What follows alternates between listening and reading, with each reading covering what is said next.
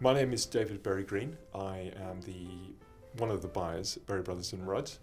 I have been a buyer for 10 years, and I'm also one of the 8th generation Berries to work in the business, a business that goes back to 1698, Berry. And I've been buying wines, as I said, for 10 years, buying wines from all over the world, excluding, I haven't bought any Bordeaux, but otherwise I've travelled fairly far and wide. And in the last 4 years, I took the step of relocating to Italy. So I now live in Italy. I sensed a new generation coming through, a ray of light. Hitherto, the Italian wines had mostly been sold either locally or to the American market, and hence had rather large price tags and large alcohols. And I sensed there was a move away from these rather big styles towards something more refined, something that reflected much more the terroir of Italy, and in particular of Piemonte. And why Piemonte? Because Piemonte has the grape called Nebbiolo. Nebbiolo is very much like Pinot Noir. It has this great beauty and it has this great capacity to reflect its provenance, its sense of place. So I was on the hunt, and I saw Nebbiolo as something that really deserved to be better known. So hence I moved to Piemonte, which is northwestern Italy, little known. The only thing people know about Piemonte is they fly over it to Tuscany. That's generally the way it tends to be. So I moved to Italy to really find out what was going on the ground, and as I said, to explore what I had sensed in the sea change of quality that was coming through, and to get to the bottom of let's face it, Italy is without doubt one of the oldest, if not the oldest, fine wine civilization in the world, and they have great terroir. They have wonderful vineyards. They have a great culture, and the great culture which spawns these great wines. It's just a shame that events over the last 100 years have conspired against the Italians, and their wines haven't been better known. Yes, Italian wine has got obviously a correlation with food. In fact, a particularly strong correlation. I'm sorry to throw this one in. Recently, we were in China, in Hong Kong, about 2 months ago, and there, Nebbiolo in particular went particularly well with Chinese food. All Chinese food that was, not say thrown at it, because that's rather gives the wrong impression, but all the lunches and dinners that we attended with Chinese cucina, if you like, Nebbiolo in particular shone compared to other varieties from around the world. So the Italians have these great wines, which of course they have a natural place on the table. I think what's important, and I think this is still a prejudice that lives and breathes in the UK psyche, is that Italy is a very complicated place. People don't know where to start, which great varieties, etc. And one of the reasons why I'm out in Italy is to try to cut through all this and to clarify really what's happening and which are the key varieties. So, for example, in Piemonte, in the northwest of Italy, it is Nebbiolo, which is the key black grape. Punto. That's the grape. That's the style and the style of wine. Obviously, either Nebbiolo, Nebbiolo d'Alba, or Barolo Barbaresco. Or if you like, Roero. But Nebbiolo is the grape. If you go to Tuscany, it's Sangiovese.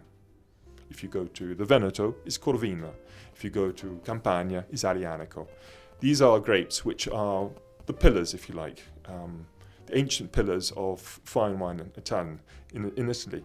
The piece has been muddled by all these, up to 2,000 grape varieties that can obviously, distract people and lose them on their way to finding out what it's really about. Whites are certainly important, but they are significant. The reds are still very much the most important style in Italy, and they do them very well. You could argue that France do whites particularly well, and Italy do reds particularly well, but that would be far too controversial. But certainly, it has these great black grapes, as I said, Nebbiolo, Sangiovese, Aglianico. There are some white grapes. For example, in Piemonte we have Arnese, which is a style of grape which produces a sort of Chardonnay-esque style. There's obviously Cortesi that makes Garvi.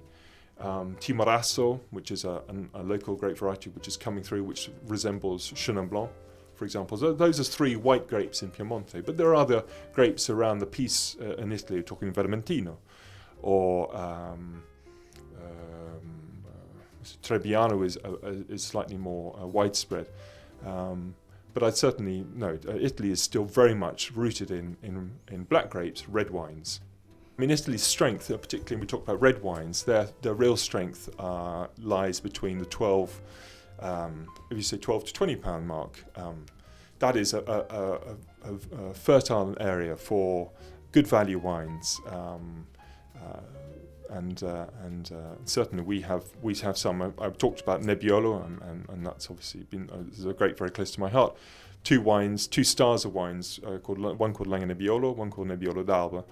Are, if you like, second wines of Barolo Barbaresco. They're very little known. In fact, they're mostly drunk in the locality, in the area of Piedmont, rather than being exported.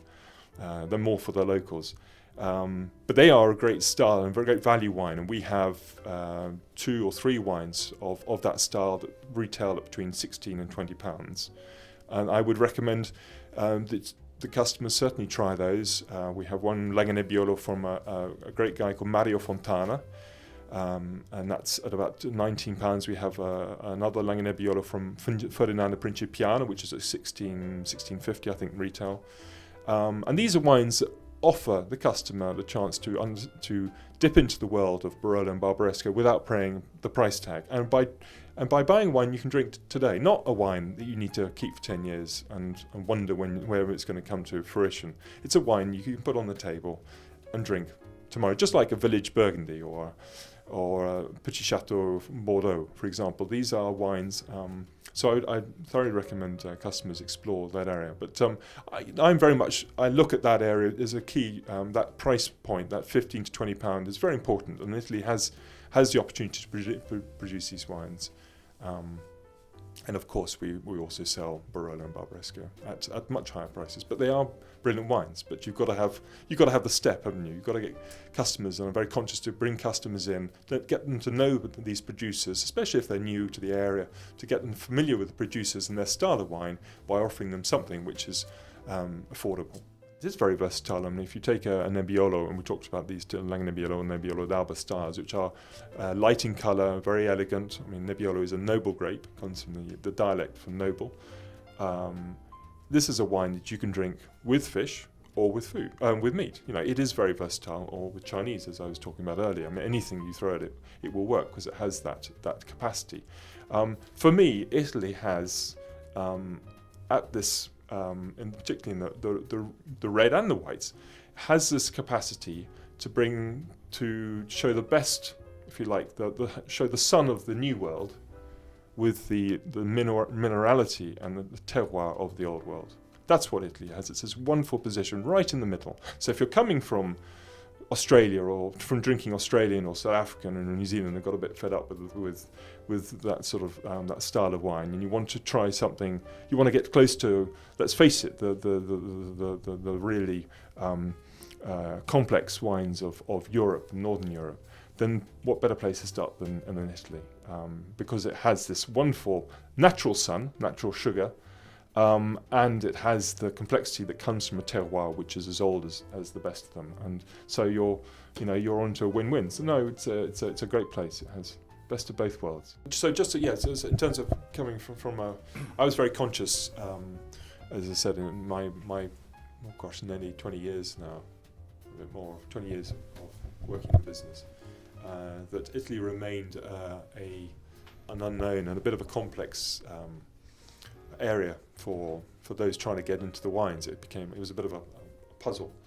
So I was very conscious of that, and I wanted to try and I continue to want to try and clarify the piece and clarify actually what's going on, what are the key markers to look for.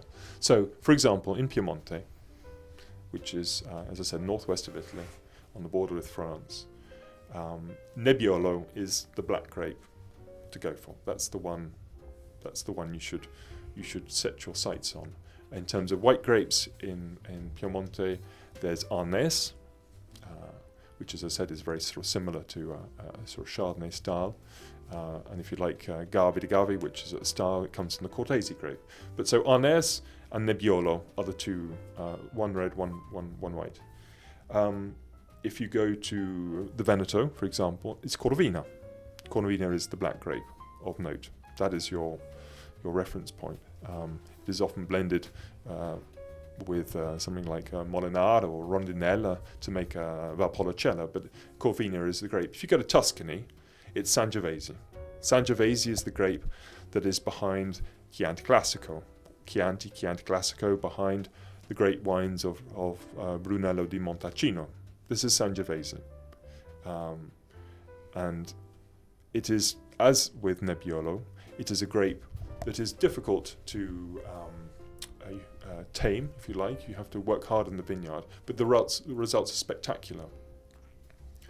Sangiovese has been tied up with perhaps more international grape varieties, the Cabernets, etc. And that really came about during the 70s and the 80s when, to be honest, it was much more economical to replant with these international varieties, which were sort of stellar and celebrity type varieties, and to start from a completely, like a greenfield site, than to tackle the old vines of Sangiovese that have been there for centuries and etc. and beyond.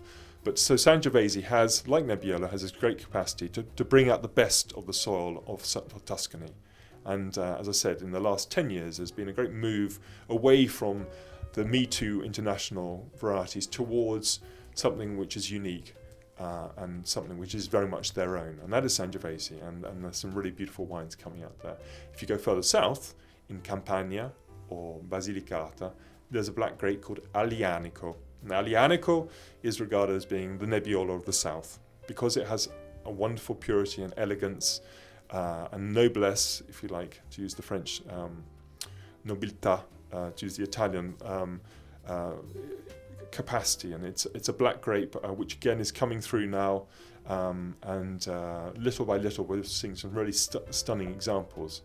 And then if you go even further south into Sicily, in Sicily you have a grape called Nerello Mascalese, which is grown on the slopes of Mount Etna, the volcano, and that again is far and away one of the most beautiful black grapes being grown and making wines from Etna, of which we have two on our list. One is at £17 or so, and another which is at 26 or £30 or something. But they are very much grapes of the island, of the soil, but show wonderful nobility, just as I mentioned, Aglianico, Sangiovese, Nebbiolo. So there's a line here. There's a line from Piemonte to Sicily of great grapes that we should focus on. Let's not forget Verdicchio in the Marche on the eastern seaboard as a white grape, making lovely white wines. But hopefully these little pointers will help to clarify what's going on in Italy, and that is what I'm working on, to make it easier. I'm not looking to dumb down. I'm looking to try and help customers, to give them a steer and to point them in the right direction, and to find value. I mean, I write a blog. I like to say every week, but it's probably every 10 days or so, trying to convey what's going on through my travels and experiences, and hopefully that will give a flavour of what's really happening. But I have to say, there's nothing substitutes actually getting out there. And Piemonte, which is where I live, and Turin is only 90 minutes away. Very easy to get to, and once you're in the area of Nebbiolo, which is an hour south of Turin, it's a very small, very compact, an area very like Burgundy, very deep-rooted families, very friendly. It's your eyes will be on stalks as to what's available, but it's making that first step, which is so important.